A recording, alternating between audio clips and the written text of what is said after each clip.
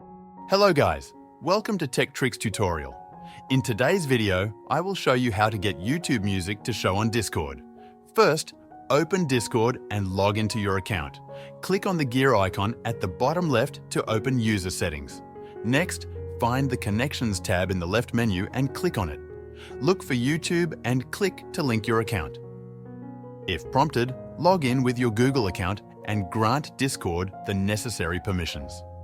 Once your YouTube Music account is linked, make sure the Display on Profile toggle is turned on. This allows your friends to see what you are listening to.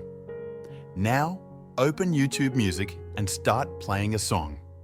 Your current track should automatically display on your Discord profile. If it doesn't, check that your accounts are linked correctly and refresh Discord if needed. And that's it. Now you can share your YouTube Music activity with your friends on Discord.